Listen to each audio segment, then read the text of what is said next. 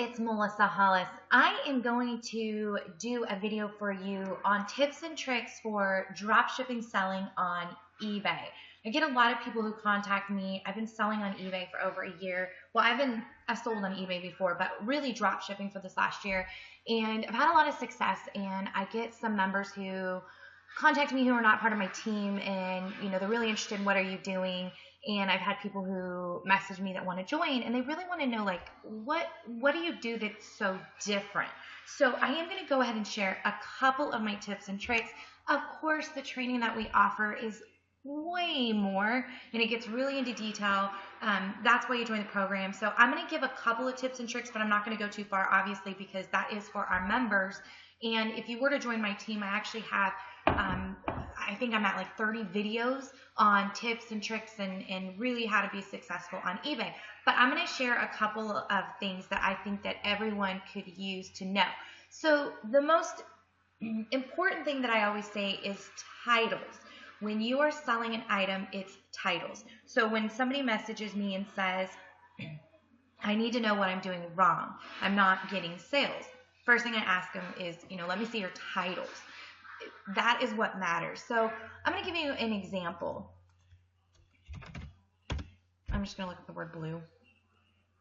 And I'm going to look at something in, let's say, upright vacuum cleaners, okay?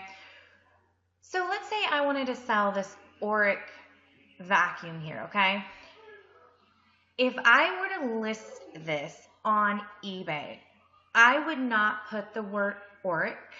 I would not put this model number. I would not put an 8-pound, because those are not words that people use to search for a vacuum cleaner. If they use that information, if they put Auric and they put that model number in there, then chances are they know exactly what they're looking for. They know exactly how much it costs, and they are looking for the cheapest price for that item. I mean, literally that's what they're looking for. So they're going to, maybe they saw it on Amazon and they're going to go over to eBay. They are looking for the Auric XL21 blah, blah, blah, blah, blah. They are going to scroll. They're going to find the cheapest price, and that's who they're going to buy it from, okay? That's not what we're looking for. We're looking for the people who don't exactly know what they're looking for.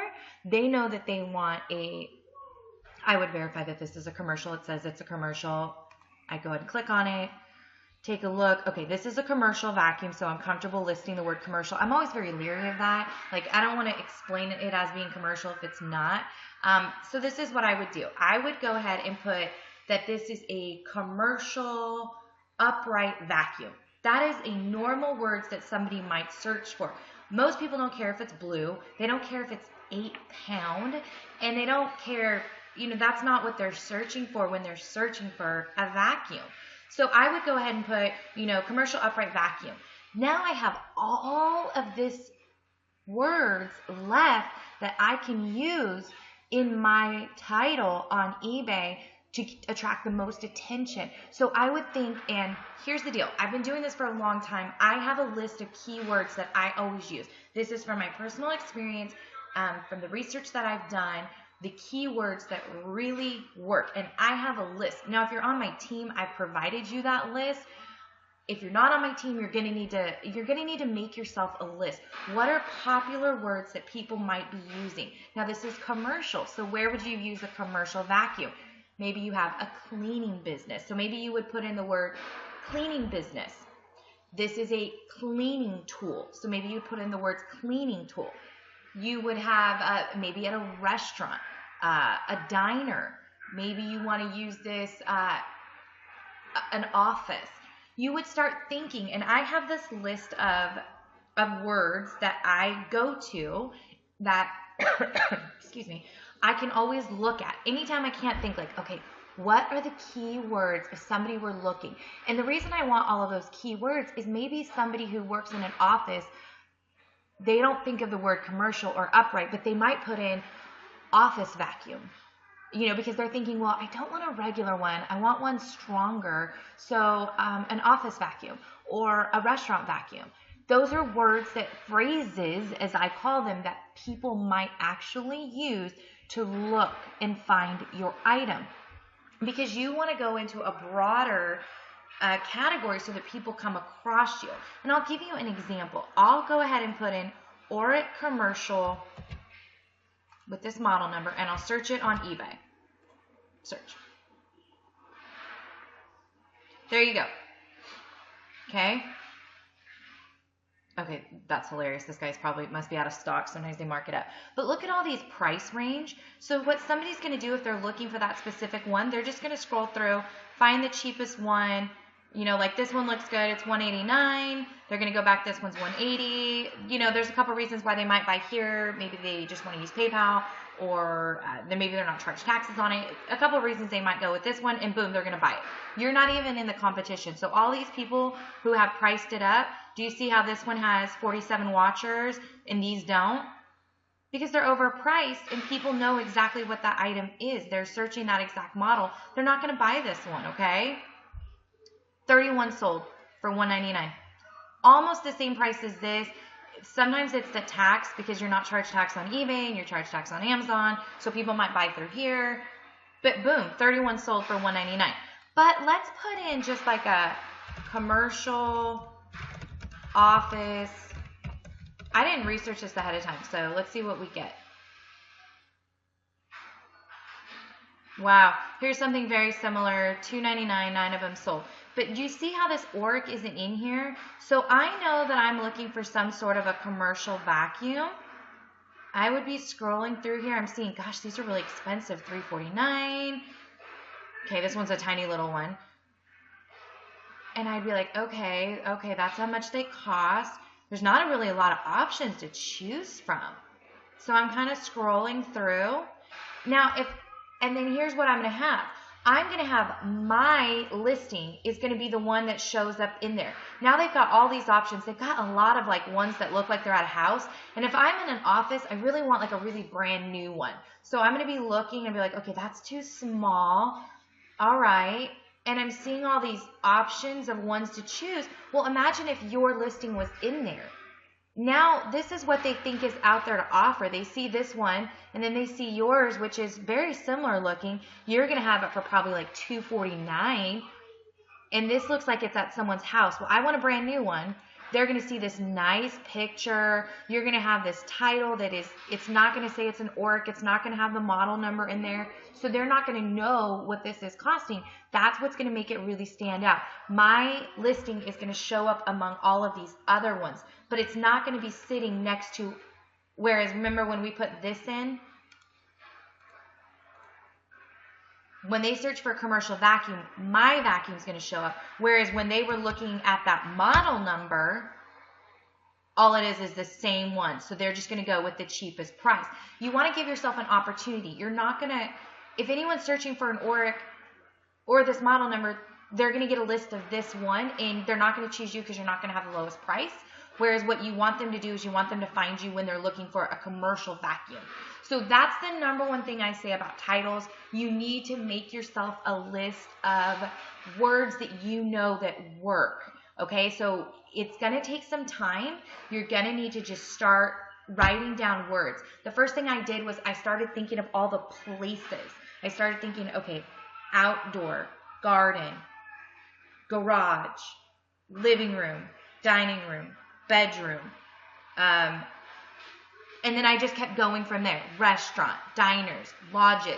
And I have this long list of words that are places that people might be looking for something to be in. Like this would be like an office vacuum, or a diner, or a restaurant. Like these are all these words that I go and I look at this list of words, and I make sure I put a couple of those in my title.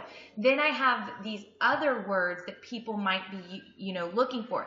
This could be like a tool because it's a cleaning tool. This could be, there's all these words, and you need to make yourself a list of these words.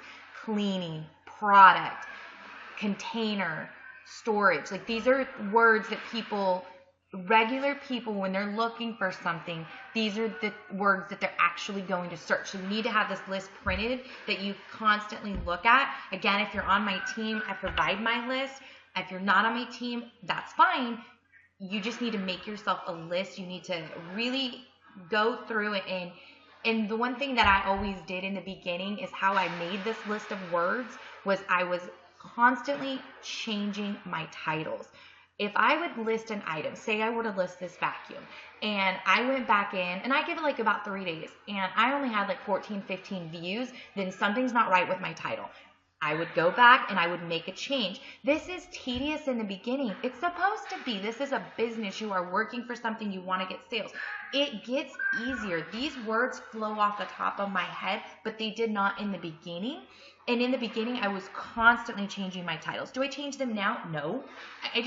I don't need to, you know, it's gotten to the point where my titles are good. I have enough selling that I don't need to constantly watch them. But in the beginning, yes, you have to keep going in and really looking at it. If it's been 3 days and you've only got 14, 15 views, that title's not working and you need to make a change. And then you need to look at it a couple days later. And if it's up to 100 views, then you know that you're doing something right. Write those words down because those words work. Those words are very popular. So that's what you need to be doing. Number one thing that I say, titles. Don't ever put a model number in there and don't ever put the brand name. Just don't do it. You're not going to rank on it. And if they're looking for that, you're going to go into the same list as everyone else. The number two thing, the second thing I ask people when they tell me they're not getting sales is, are you using the image scraper? Okay? This image here, and this is a tool that we provide in the back office of DS Domination. You need this tool. This tool is unique.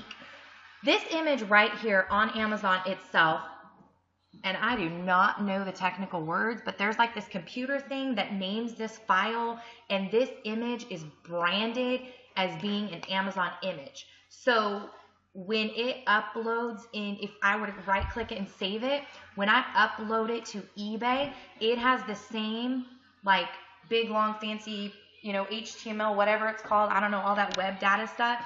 It has the same name as every other image that everyone else has uploaded. So I don't know for sure because somebody might be a dropshipper and they might be using the image scraper, but chances are every one of these image has the same digital name. Even if I right click it and save as, it still has the same digital tracking all the way back on these images.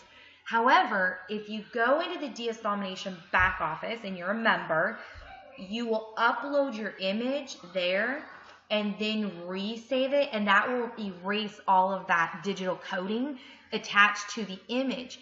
That way, when you upload it into eBay, it is not this, they don't see it as the same image. It visually looks the same, but it's not, it doesn't have the same digital name. The reason being is eBay is meant, they are fine with drop shipping. They're totally fine with your product sourcing, so do not get confused by this. But eBay likes original listings. They like listings like, let's say you have it at your home and you took the picture yourself. They want it to be a unique image.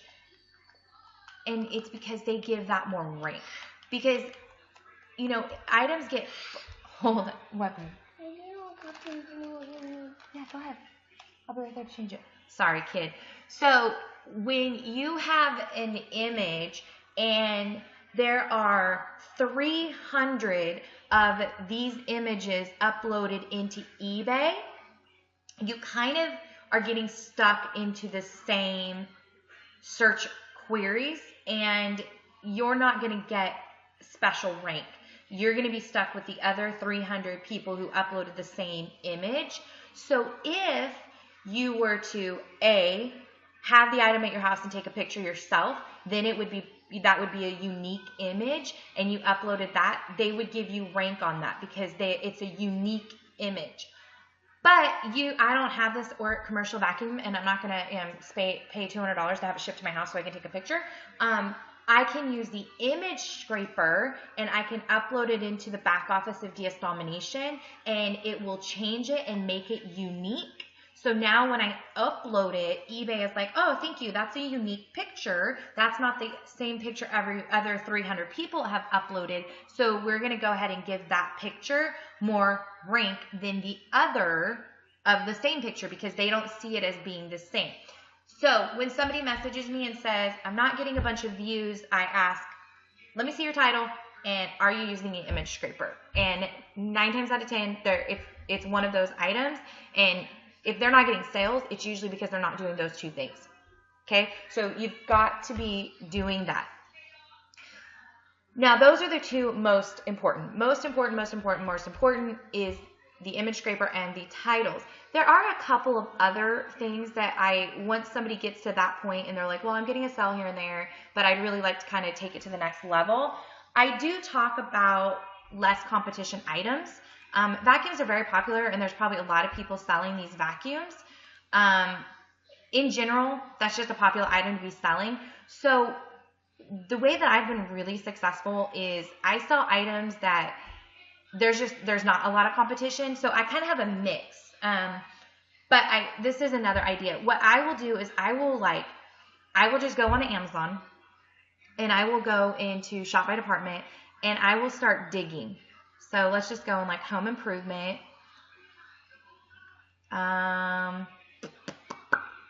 Let's go into like